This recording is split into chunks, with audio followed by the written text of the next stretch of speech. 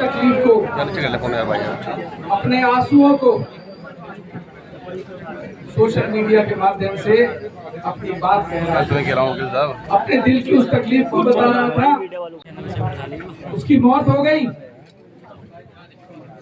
और उसको न्याय दिलाने के लिए उसका परिवार दर दर भटक रहा है और कहीं से भी कोई उम्मीद की किरण। मैंने पिछली बार भी कहा था कि जनाजों पर राजनीति नहीं की जाती, और मैं आज भी कह रहा हूं कि जनाजों पर हमें राजनीति नहीं करनी। हमें वसीम को न्याय दिलाना है, उसके लिए चाहे हमें कुछ भी करना पड़े। और आगे की रणनीति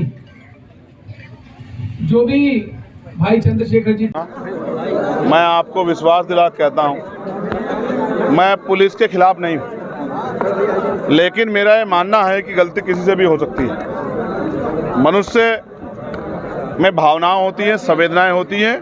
कभी कभी आक्रोश, संवेदना, भावनाओं के में बह के गलतियां हो जाती, लेकिन अगर वो गलतियां अपराध का रूप ले लें तो ये खतरनाक हो जाती है।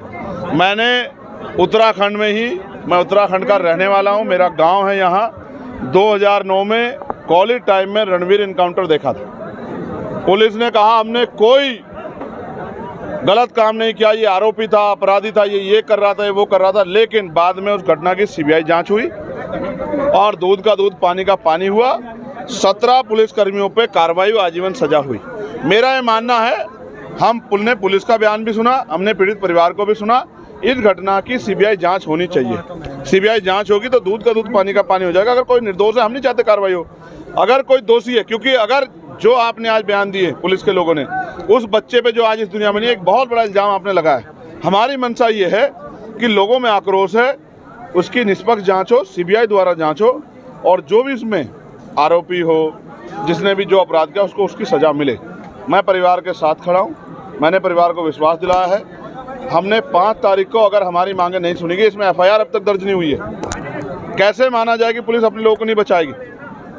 झूठे इनकाउंटर हो रहे हैं, बुलडोजर चल रहे हैं, भाजपा की सरकार में गरीबों का दमन हो रहा है। तो हमने ये मांग की है कि हमारी मांग को सुना जाए, वरना 5 तारीख को, 5 अक्टूबर को एक बहुत बड़ा आंदोलन, अनिश्चितकालीन आंदोलन हम लोग जिला मुख्यालय हरिद्वार पे करेंगे और देश भर के अपने लोगों को वहाँ बुलाएंगे कि भाई लोग हमारी आके मदद करें और हमें इस लड़ाई को लड़ने में हमारे साथ खड़े हैं, और जिससे इस परिवार को न्याय मिल सके। संजय जी, कांग्रेस के कई नेता यहाँ पे, उनकी तरफ से कोई जो पुलिस ने अभी उसमें मुकदमा क्यों नहीं लिख रही है पुलिस? भाई विपक्ष के साथी है, 21 एमएलए हैं उनके, एक एफआईआर नहीं दर्ज करा पा रहे। इसका मतलब माना जाए कि बहुत कमजोर विपक्ष है। मैं तो उम्मीद करता था कि 21 के 21 एमएलए को जाके मुख्यमंत्री के बाहर, दफ्तर के बाहर धरना देना चाहिए था, क्योंकि पुलिस के बारे में मैंने आपको बता दिया, वो तो राजधानी थी। देहरादून में जो हुआ पुलिस ने किया, कोर्ट ने सजा की, सीबीआई ने जांच की, आम आदमी ने नहीं की। और वो राजधानी, जब राजधानी में हो सकता तो यहाँ क्यों नहीं हो सकता? इसलिए मैं चाहता हूँ इस घटना की सीबीआई जांच हो और सबसे पहले इसमें एफआईआर दर्ज करके जांच कराया जाए निष्पक्ष, जिससे कि दूध का दूध पानी का पानी और आरोपी पे कार्रवाई हो। और क्योंकि एक बड़ा दाग, मैंने आपसे कहा, एक बड़ा सवाल है, जिस पिता ने अपना बेटा खोया है उस पिता को हमें जवाब देना है। इस देश की लोकतांत्रिक व्यवस्था को, लोगों की न्याय में जो विश्वास है, उनको हमें जवाब देना है। और अगर लोगों का न्यायपालिका से, पुलिस से, एडमिनिस्ट्रेशन से विश्वास उठ गया तो फिर कैसे देश आगे बढ़ेगा, इस बारे में भी हमें सोचना है। ये हम सबकी जिम्मेदारी। इस मामले में लोकसभा, विधानसभा भी उठाया जाएगा। मैंने वचन दिया है कि पार्लियामेंट में मैं और विधानसभा में विधायक जी, हम सब लोग इस मामले को जोर शोर से उठाएंगे। किसी भी कीमत पे सरकार को तानाशाही नहीं करने देंगे, ये हम सब लोगों का फर्ज है। एक ब्राह्मण समाज के बेटे की आपने देखा, इसी तरह का आरोप लगा के गोली मार के हत्या कर दी गई। ये हत्या जो है धर्म के नाम पे या किसी और नाम पे हत्या नहीं देश बर्दाश्त करा। देश एकजुट होकर रहना चाहता है। सरकारों को अपनी पॉलिसियाँ बदलनी पड़ेगी। देश बदल रहा है तो सरकार भी अपनी पॉलिसियाँ बदलें, तब जाके मुझे लगता है देश आगे बढ़ सकता है। गांव के लोगों का डर कैसे निकलेगा सर? 150 हम उनके साथ खड़े हैं।